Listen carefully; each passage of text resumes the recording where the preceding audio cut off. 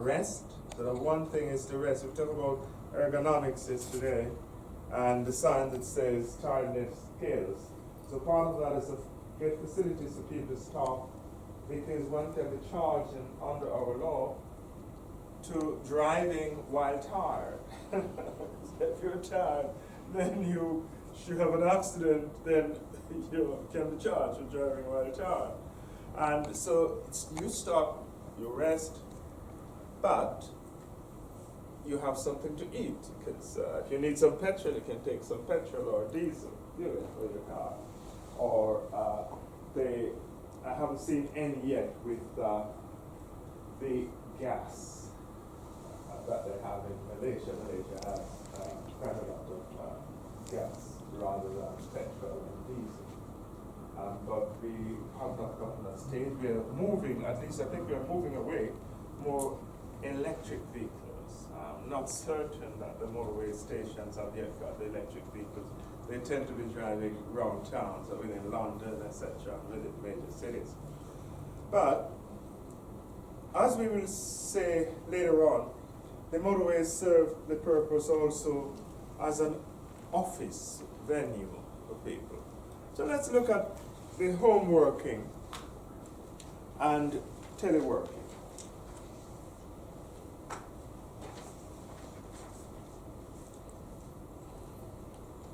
So we can put these into three groups. One, an individual working from home, and this is regarded as solitary working. A group working at a distance in a center, and we would have the ICT facilities there. It is not a center which is developed by the employer. It is a center that in community initiatives would. So in our case, it could simply be a public house for shorter park, which has these facilities that have sandwiches or have a drink, and if you're having something, you're purchasing something, they'll allow you to stay, allow you to use the internet, etc. So we could have individuals and we could have a group. So simply you go up with your computer, use the facilities, you buy a drink, no problem. You might have lunch, because the pubs now have diversified into restaurants. So you can go for a lunch, or you can go for a dinner, or just a sandwich in a pub. I just wanted to make a distinction between teleworking and home working. In which case, home working does not necessarily involve the ICT, but teleworking does, and incorporates those working from home and those working from any of the centers. No. Aircrafts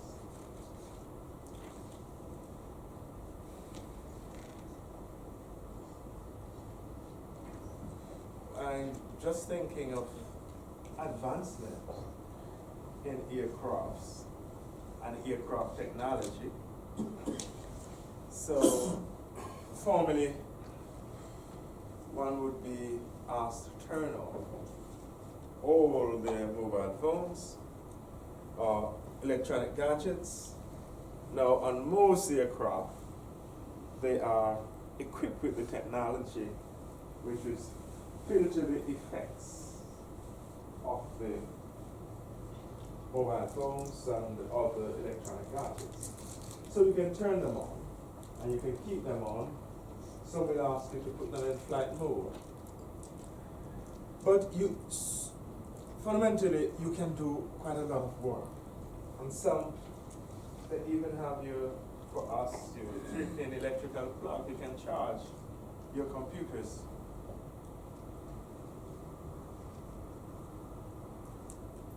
You have business centers in some of them. So you can actually go into these places if you're in business class or first class and use the facilities. And so this is one of the points I'm making here in this, that in most cases you're asked to just turn off your phones or other electronic gadgets during the takeoff or landing, but a lot of other times it's fine to keep them on. So I've done, on my way here, I was able to do quite a lot of work. And like on most long-haul flights, I tend to work, sleep a bit, but I catch up with work quite a lot.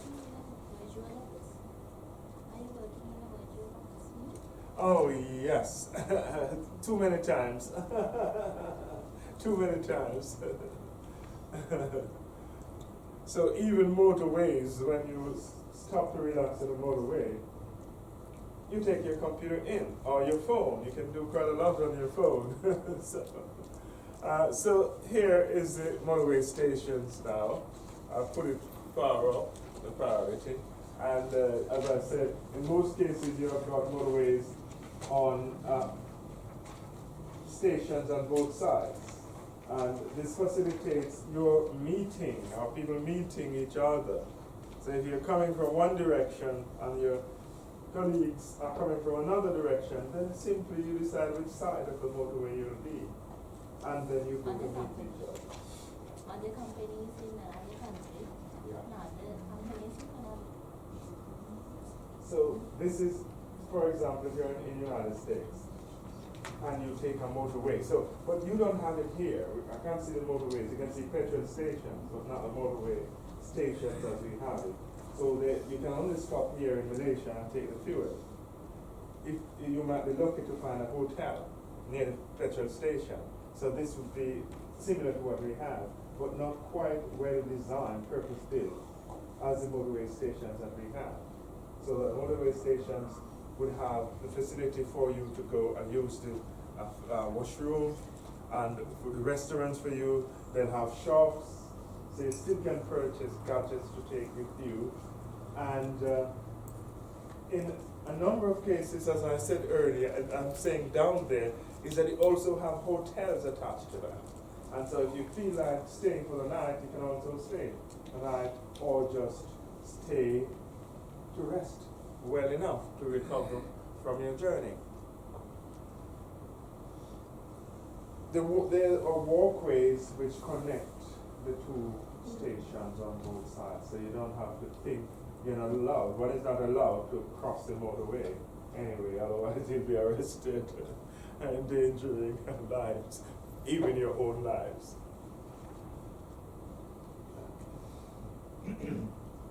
The hotel accommodation doesn't need to be pre-booked, and they're usually reasonably cost, so reasonably priced.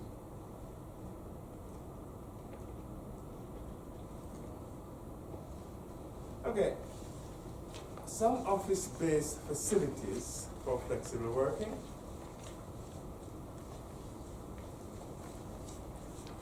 Some individuals provide them. Some voluntary associations provide them. And people can take advantage of them.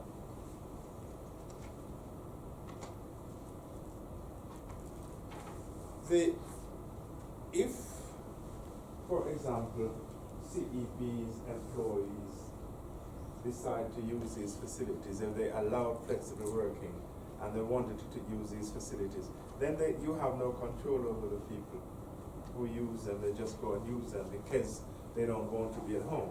So they go and they use these facilities.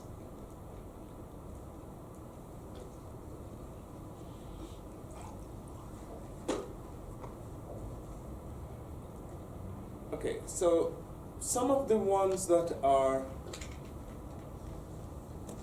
created by organizations are, for example, caves, commons, and cottaging is one that is not created by organizations, or might be created by organizations, but guesting is also created by organization, not necessarily the one for which you are employed or to which you're employed, and we'll see how this goes.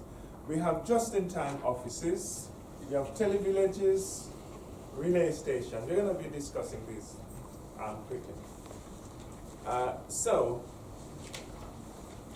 in an office block, you have partitioned areas, and these are caves. One can go to these caves and you can meet people. So when I go to China, for example, and I go to major companies manufacturing asphalt mixing plant, asphalt papers, etc., they'll have a huge office. And people, this is not the normal open plant. And you'll have petitions, and these people are in these petitions, and they can move out. So if they don't need the office, then they won't be there. But if they need to be there, then they will take one of these caves, and they'll move over to another cave to make contact with their colleagues.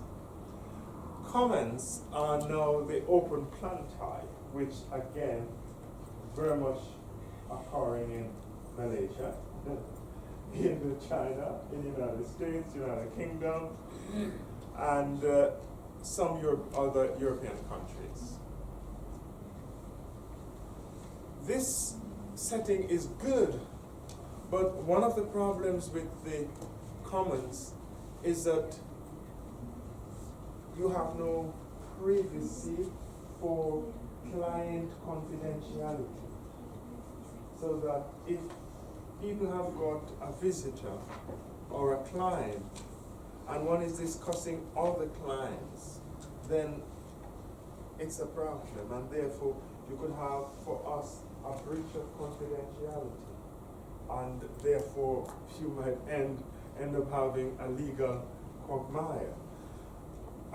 Many government offices in the UK have got open plans. But again, the suggestion will be, if you have an open plan office and you have a client, then you have to find another office to host the client. But it's okay when you are there and you can easily converse. One of the main reasons for some open plans is that one can overhear conversations and one can learn from the conversation. It's okay if it is, for example, a telemarketing setting, or a setting in which people are calling up, or you're calling clients, and you don't need the level of confidentiality. That is, there's a common knowledge about what you're doing and what you're saying, and people learn from each other in those settings, etc. But for highly confidential operations, then you really can't do that. Cottaging, where the home workers go to the local centers and work on an informal or formal basis. So you might say, oh, let's go. Again, as I say, you can use just about anywhere. It could be a community center, it could be a public house, or it could be a hotel, a foyer, or meeting area. Guesting. Real estate in some countries is very expensive. It's a worthwhile investment, but when one needs to invest a lot of money which they could use for the operation, then it doesn't make any sense.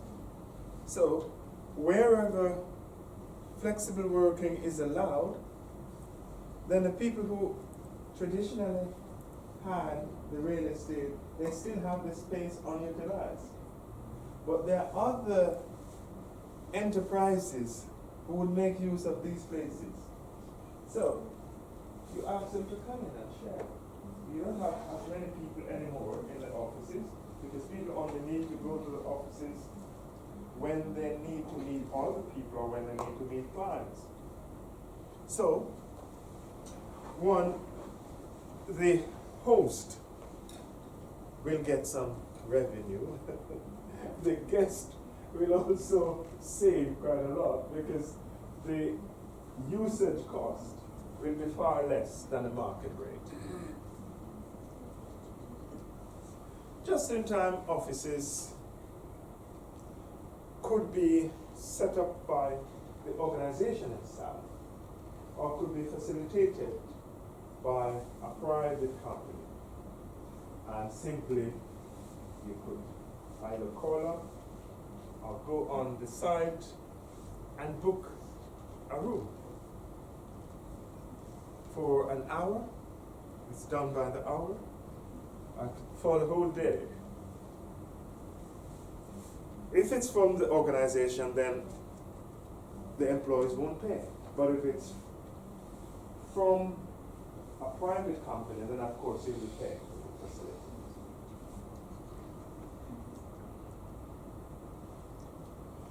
Tele-villages tend to be, in some areas of countries, there are no facilities for ICT facilities, no telecommunication systems, and so people take the initiative, or private companies take the initiative to get them wired up. And so they will move to these particular areas where they can get the facilities. So it could be that they are simplifying their home accommodation. So rather than, they have their homes, but they're going to these villages and they really live there whilst they are working. They go back to their homes when they are not working. So maybe just a one room, one bedroom, and they have a 6-bedroom at home. But they use these facilities in order to take advantage of the ICT.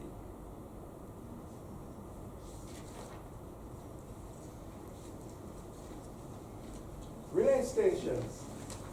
In the United States, many people work from a great distance. And so it's very common for people to fly into work. And so while some people in Malaysia drive to work, in the UK they drive to work, in Sri Lanka they drive to work, but in the United States many people, ordinary people, mechanics, electricians, electricity board workers, they drive to work, they fly to work. So in order to reduce the cost, some employers create intermediary workstations. And this means that they can go there and they can work from there. So instead of flying 200, 300 miles, then you fly just 100 miles, or drive just 100 miles, and do the work. If it's a process, for example, if components are being made, then these components would be picked up from the relay stations and taken to the main factory to be fully assembled. So this is very good for the workers. It's very good for the employer also, because it means that the employer spends less time traveling, is actually there on time, is not exhausted, can think. You can't think. You're too tired, then you can't think. You're not going to think. You're not going to be effective decision maker. And so, reducing a lot of the physical and mental strain does help.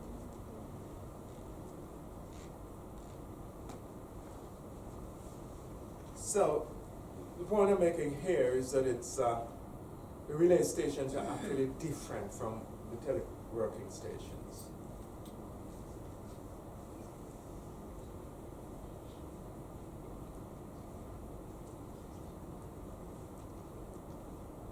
Okay. On to the next point we raised yesterday with respect to hard and soft HRM. And I remember saying to you that really, if it's HRM, then it's got to be soft. And so, people like to talk about soft skills. Have you heard people talk about soft skills? And you know about soft skills? Actually, people management. It's HRM. Okay, and so, if you remember Rowntree was trying to soften the approach. So the whole thing is, we are not machines, or we are not machines anymore. We have now become people. We have changed. And so if we have changed, then we have to find a new way of managing. So, the interpretation.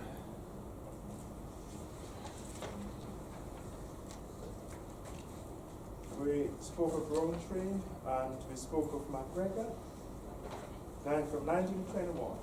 So, it's not really deep.